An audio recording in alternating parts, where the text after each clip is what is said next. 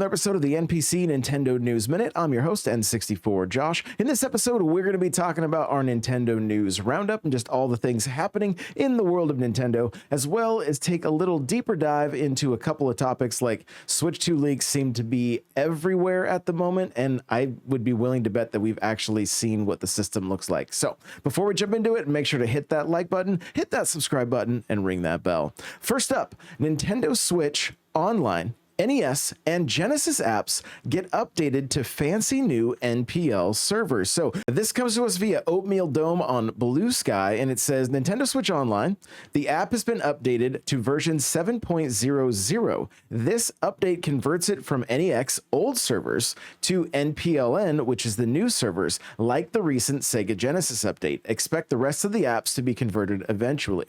Now, we're looking at an article from Nintendo Life, and it says a few people have asked what the benefits of NPL are, says Oatmeal Dome. For NSO apps in particular, the benefits are really more for the devs than the players. The biggest player visible benefit I can think of is that the internet connections with poor NAT type C, D, or F are now compatible. The benefits are significantly easier to see in a real game like Splatoon 3, which uses NPL features extensively. For example, stuff like the big run egg counter and pools would have been more difficult to implement with NEX used by Splatoon 1 and 2. Speaking at the end of November, Oatmeal Dome says that the NPLN servers have slowly been rolling out the past few years, but it's unknown if Nintendo will convert games rather than apps to the new servers. Next up, Mario Kart 8 Deluxe support added to Alarmo. That immediately had me going to the shopping page to try to order one, but they're currently sold out and they're not going to be shipping until January. But I was honestly just kind of holding out until Mario Kart sounds were available, and then I was going to be all over it.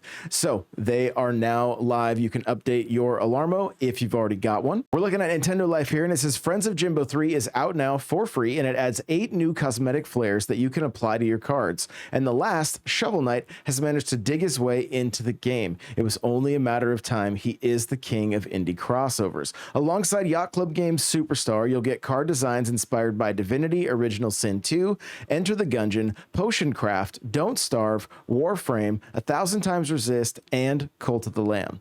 Oh, and if you recognize the face in the trailer, yes, it's 100% Ben Starr, who just seems to be popping up everywhere after his knockout performance in Final Fantasy 16 last year. And remember, Balatro is up for Game of the Year at the Game Awards this year, so if you picked it up yet, make sure to let me know in the comments below. Next up, Mew EX heads to Pokemon TCG Pocket next week in new booster pack, and the trailer for this is honestly gorgeous. Pokemon Trading Card Game Pocket has announced its first new booster pack, and it's coming to the game on the 17th of December.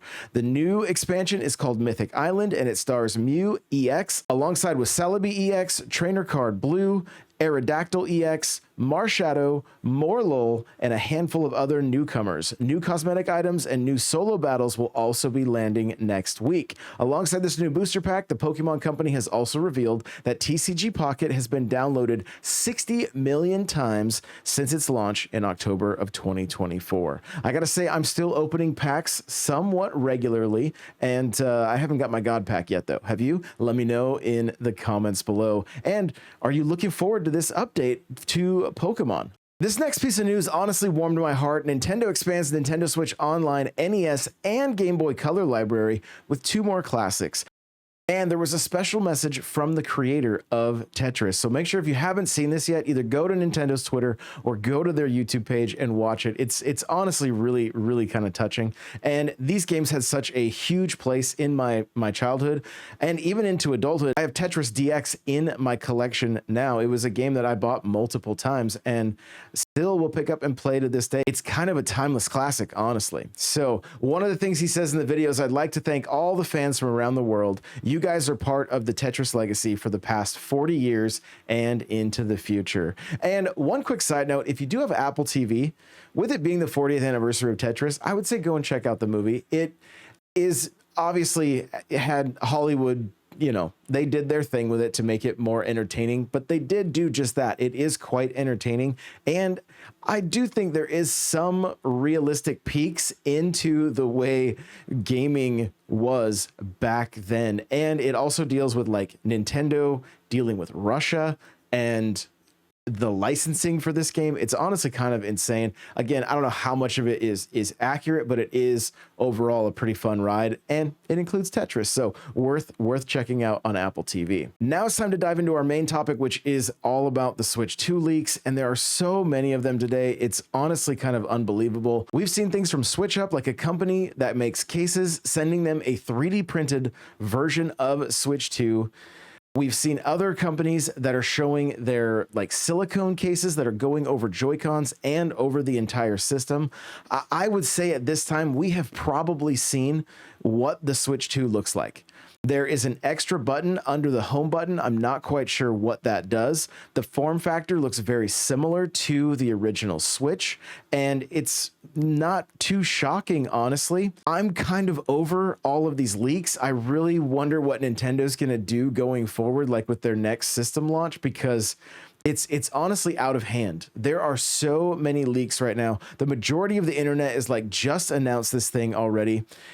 I think they're kind of playing chess right now with the holiday and selling OLEDs and regular Switches and Switch Lites and still getting more people on Nintendo Switch Online.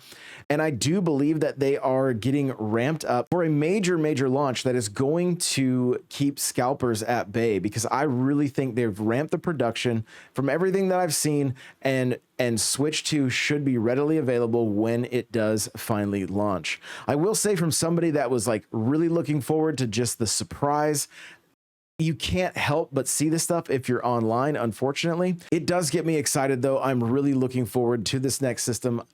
Even though we might have seen the form factor, we have no idea what this thing is capable of yet, and what games we're going to see. And that's really where the ultimate excitement lies. We did find out today that the Switch 2 is going to be running on the same operating system as the Switch 1. Some people are a little concerned about that, wondering like, oh no, is it going to be slow? Is it going to be glitchy? But you got to keep in mind, this hardware is going to be updated, more powerful, hopefully runs better. Think about it like going from, Windows 95 to Windows XP and all those way back in the day. I have a feeling we're going to be pleasantly surprised with how things run on the next system. They know those things have always been an issue, and the Switch has honestly always been old tech.